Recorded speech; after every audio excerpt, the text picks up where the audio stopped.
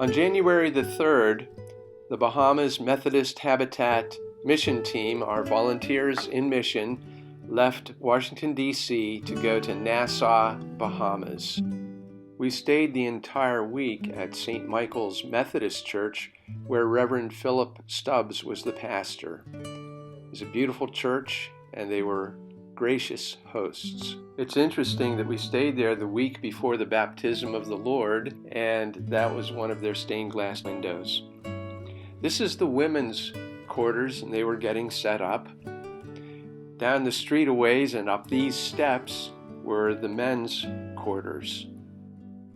For our breakfasts and dinners, we met in this room next to the kitchen. Our volunteer cooks were Brenda Lee and Miss Debbie. One of my favorite meals was the tuna fish on grits. And during the week, some were hoping that one dinner might be rooster. We were divided into small groups with different chores to do each day. And one of my favorites was washing dishes. We did get a chance to sample some of the local beverages. Bahamas Goombay Punch was delicious, but I would not recommend trying the Vitamalt. We had a wonderful crew for the week, naming them left to right from the front: Wayne Freiling, Steve Shattuck, Val, who was a local carpenter, Tiffany Mayhew, Kurt Naus, who was our VIM coordinator, Peg Freiling, Kivaro, our helper and protector, Joan Wirtz, Sarah Kulak, Jane Hyde, Amy, a Bahama Methodist volunteer, Cindy Johnson. Then in the back row is Bush, our Bahamas mission leader, Penny Shattuck, Aiden Wirtz, Jesse Kulak, Kim Phillips, a pastor from Gettysburg, John, our BMH mission leader, and George Johnson. Each day, we rode in St. Michael's Methodist Church van. It was a 15-passenger van, but sometimes we had to stuff a few more people in it. Although some of us stayed back at the church to repair a roof on the back of the building, we had to tear off the old shingles first and then remove the rotted plywood. Underneath, we found a few of these lovely insects, as well as many little tiny frogs. The next step was to put on new plywood, and occasionally we took a break in the afternoon. And we quickly learned how the Bahamian women needed to be treated. After cleaning the roof off, we had to nail down all of the plywood. And of course, we each had our own few bent nails. Then it was time for the ice and water shield. In order to smooth things out, Tiffany invented the Holy Roller. It worked well. We might market it.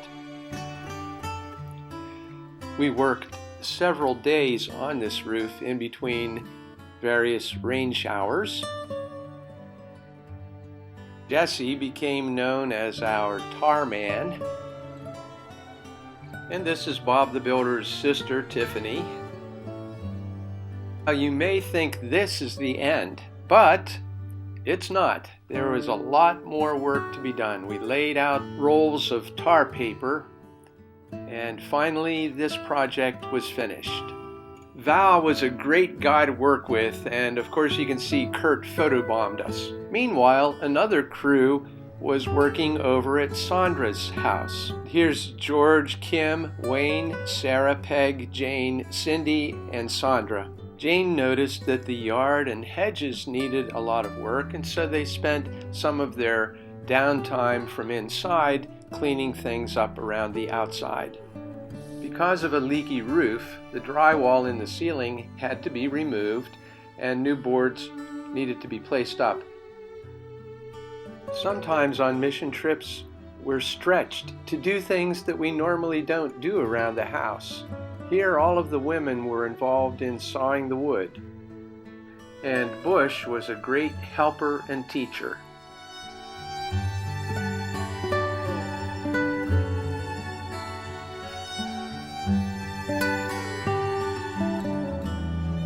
Here you can see that the ceiling is being replaced, and the room was finally completed and looked great. They even built a shelf for shoes in the closet. And here they are breaking up chunks of cement to mix in with the mortar so that they might have a thicker mixture to fill in the crack in the shower corner. And there was a lot of painting to be done as well.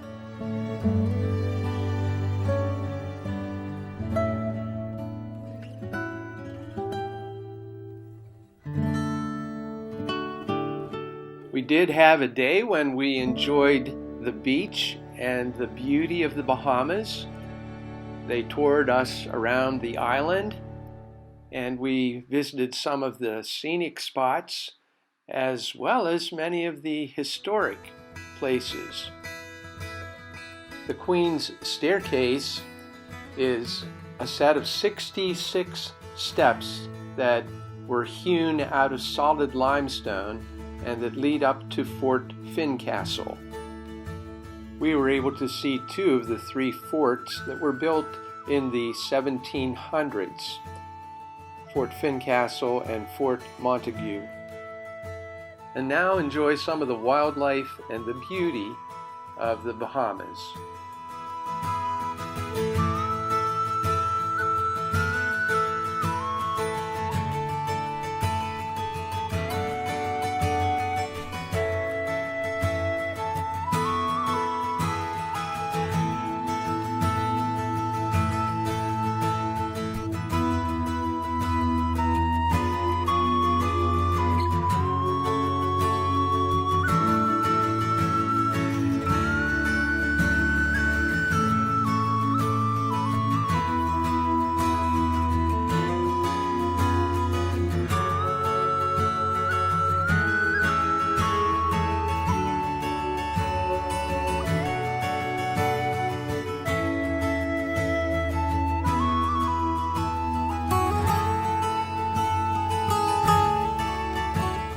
It was a beautiful and interesting country.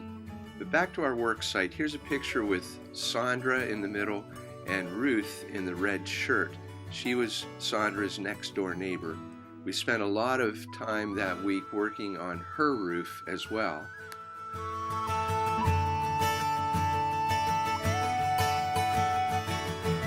A previous contractor had cut corners and put in boards without any support under them.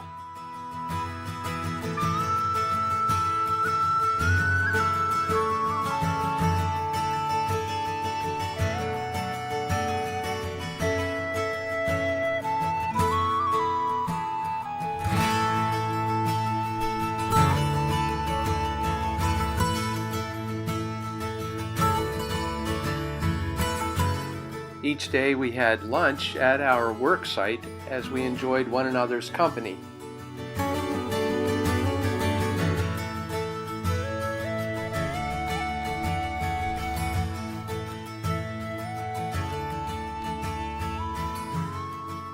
While some of the crew finished up the roof over at Ruth's house, Wayne and I spent some time on Sandra's roof patching some of the holes.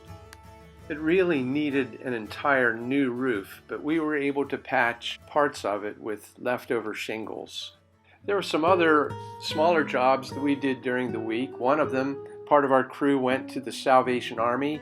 They served food from the soup kitchen, and they also stored all of the Christmas buckets and wrapped a few Christmas gifts that were still waiting to be delivered.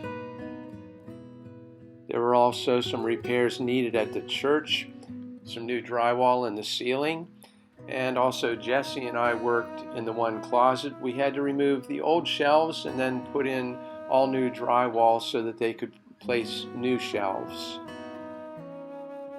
A few of our days were very rainy and extremely windy, but for the most part, it was beautiful and sunny. The end of the week came much too soon as we packed up and prepared to leave.